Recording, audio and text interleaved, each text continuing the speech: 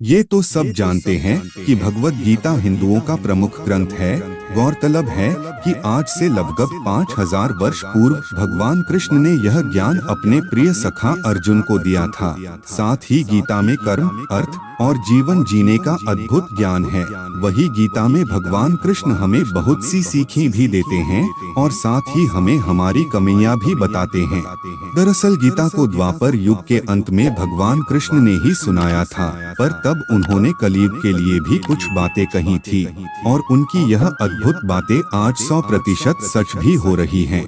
तो यहाँ जानिए आखिर ऐसी कौन सी दुर्लभ बातें हैं जो देवेश्वर कृष्ण ने बताई थी। अगर अभी तक आपने मोटिवेशन ज्ञान चैनल को सब्सक्राइब नहीं किया तो सब्सक्राइब जरूर करें। तो नमस्कार मित्रों, मोटिवेशन ज्ञान चैनल में आपका स्वागत है। आशा करता हूँ कि भगवान जगन्नाथ की कृपा से आप सब कुशल मंगल होंगे। तो चलिए आज की कथा प्रस्तुत आरंभ करते हैं। वर्तमान युग में महाभारत के एक प्रसंग से आज का मानव कुछ सीख ले सकता है। यह प्रसंग उस वक्त का है जबकि पांचों पांडवों को वनवास हो गया था। वनवास जाने से पूर्व पांडवों ने भगवान श्री कृष्ण से कहा, हे श्री कृष्ण, अभी यह द्वापर का अंतकाल चल रहा है, आप हमें बताइए कि आने वाले कलयुग में कलिकाल की चाल या गति क्या होगी, कैसी होगी। श्री कृष्ण कहते हैं, तुम पांचों भाई वन में जाओ और जो कुछ भी दिखे वह आकर मुझे बताओ, मैं तुम्हें उसका प्रभाव बताऊंगा। पांचों भाई वन में चले गए। वन में उन्होंने जो देखा उसको देखकर वे आश्चर्यचकित रह गए। आखिर उन्होंने वन में क्या देखा और श्री कृष्ण ने क्या जवाब दिया, चलिए जानते हैं। पांचों भाई जब वन में रहने लगे तो एक बार चारों भाई अलग अलग दिशाओं में वन भ्रमण को निकले। युधिष्ठिर भ्रमण पर थे तो उन्होंने एक जगह पर देखा कि किसी हाथी की 2 सूंड है। यह देखकर युधिष्ठिर के आश्चर्य का ठिकाना नहीं रहा। अर्जुन दूसरी दिशा में भ्रमण पर थे। कुछ दूर जंगल में जाने पर उन्होंने जो देखा उसे देखकर वे आश्चर्य में पड़ गए। उन्होंने देखा कि कोई पक्षी है, उसके पंखों पर वेद की ऋचाएं लिखी हुई हैं, पर वह पक्षी मुर्दे का मांस खा रहा है। दोनों भाइयों की तरह भीम भी भ्रमण पर थे। भीम ने जो देखा वह भी आश्चर्यजनक था। उन्होंने देखा कि गाय ने बछड़े को जन्म दिया है। जन्म के बाद वह बछड़े को इतना चाट रही है कि बछड़ा लहूलुहान हो गया। सहदेव जब भ्रमण पर थे तो उन्होंने चौथा आश्चर्य देखा कि 6 से 7 कुएं हैं और आसपास के कुओं में पानी है, किंतु बीच का कुआं खाली है। बीच का कुआं गहरा है फिर भी पानी नहीं है। उन्हें यह देखकर घोर आश्चर्य हुआ कि ऐसा कैसे हो सकता है।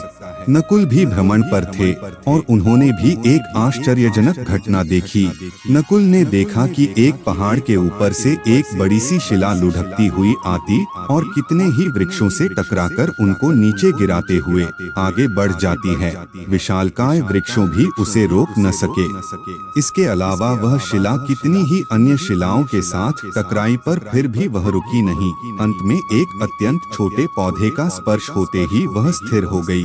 पांचों भाइयों ने अपने देखे गए दृश्य की चर्चा की और शाम को श्री कृष्ण को अपने अनुभव सुनाए।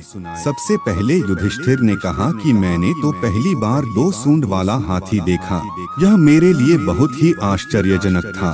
तब श्री कृष्ण कहते हैं, हे धर्मराज, अब तुम कलिकाल की सुनो। कलयुग में ऐसे लोगों का राज्य होगा जो दोनों ओर से शोषण करेंगे, बोलेंगे कुछ और करेंगे कुछ, मन में कुछ और कर्म में कुछ। ऐसे ही लोगों का राज्य होगा, इससे तुम पहले राज्य कर लो। युधिष्ठिर के बाद अर्जुन ने कहा कि मैंने जो देखा वह तो इससे भी कहीं ज्यादा आश्चर्यजनक था। मैंने देखा कि एक पक्षी के पंखों पर वेद की ऋचाएं लिखी हुई हैं और वह पक्षी मुर्दे का मांस खा रहा है। तब श्री कृष्ण कहते हैं, इसी प्रकार कलयुग में ऐसे लोग रहेंगे जो बड़े ज्ञानी और ध्यानी कहलाएंगे। वे ज्ञान की चर्चा तो करेंगे लेकिन उनके आचरण राक्षसी होंगे। बड़े पंडित और विद्वान कहलाएंगे किंतु वे यही देखते रहेंगे कि कौन सा मनुष्य मरे और हमारे नाम से संपत्ति कर जाए और संस्था हमारे नाम से हो जाए। हर जाति धर्म के प्रमुख पद पर बैठे विचार करेंगे कि कब किसका श्राद्ध हो, कौन कब किस पद से हटे और हम उस पर चढ़े, चाहे कितने भी बड़े लोग होंगे किंतु उनकी दृष्टि तो धन और पद के ऊपर ही रहेगी। ऐसे लोगों की बहुतायत होगी, कोई विरला ही संत पुरुष होगा। अर्जुन के सवाल के जवाब के बाद भीम ने अपना अनुभव सुनाया। भीम ने कहा कि मैंने देखा कि गाय अपने बछड़े को इतना चाटती है कि बछड़ा लहूलुहान हो जाता है। तब श्री कृष्ण कहते हैं, कलयुग का मनुष्य शिशुपाल हो जाएगा। कलयुग में बालकों के लिए ममता के कारण इतना करेगा कि उन्हें अपने विकास का अवसर ही नहीं मिलेगा। मोहमाया में ही घर बर्बाद हो जाएगा। किसी का बेटा घर छोड़कर साधु बनेगा तो हजारों व्यक्ति दर्शन करेंगे, किंतु यदि अपना बेटा साधु बनता होगा तो रोएंगे कि मेरे बेटे का क्या होगा। इतनी सारी ममता होगी कि उसे मोहमाया और परिवार में ही बांध कर रखेंगे और उसका जीवन वहीं खत्म हो जाएगा। अंत में बेचारा अनाथ होकर मरेगा। वास्तव में लड़के तुम्हारे नहीं हैं, वे तो बहुओं की अमानत हैं। लड़कियां जमाइयों की अमानत हैं और तुम्हारा यह शरीर मृत्यु की अमानत है। तुम्हारी आत्मा परमात्मा की अमानत है। तुम अपने शाश्वत संबंध को जान लो बस। भीम के बाद सहदेव ने पूछा, हे श्री कृष्ण, मैंने जो देखा उसका क्या मतलब है? मैंने यह देखा कि 5 से 7 भरे कुओं के बीच का कुआं एकदम खाली है, जबकि ऐसा कैसे संभव हो सकता है? तब श्री कृष्ण कहते हैं, कलयुग में धनाढ़ लोग लड़के लड़की के विवाह में, मकान के उत्सव में, छोटे बड़े उत्सवों में तो लाखों रुपए खर्च कर देंगे, परंतु पड़ोस में ही यदि कोई भूखा प्यासा होगा तो यह नहीं देखेंगे कि उसका पेट भरा है या नहीं। उनका अपना ही सगा भूख से मर जाएगा और वे देखते रहेंगे।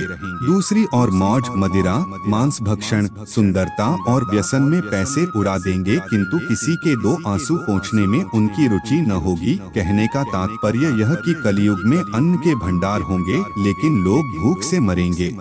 सहदेव के बाद नकुल ने श्री कृष्ण को बताया कि मैंने भी एक आश्चर्य देखा। वह यह कि एक बड़ी सी चट्टान पहाड़ पर से लुढ़की, वृक्षों के तने और चट्टाने उसे रोक न पाए, किंतु एक छोटे से पौधे से टकराते ही वह चट्टान रुक गई। तब श्री कृष्ण ने कहा, कलयुग में मानव का मन नीचे गिरेगा, उसका जीवन पतित होगा।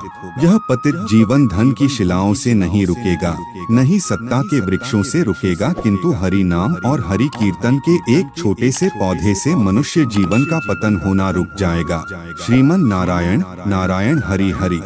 तो आज के लिए इतना है मित्रों।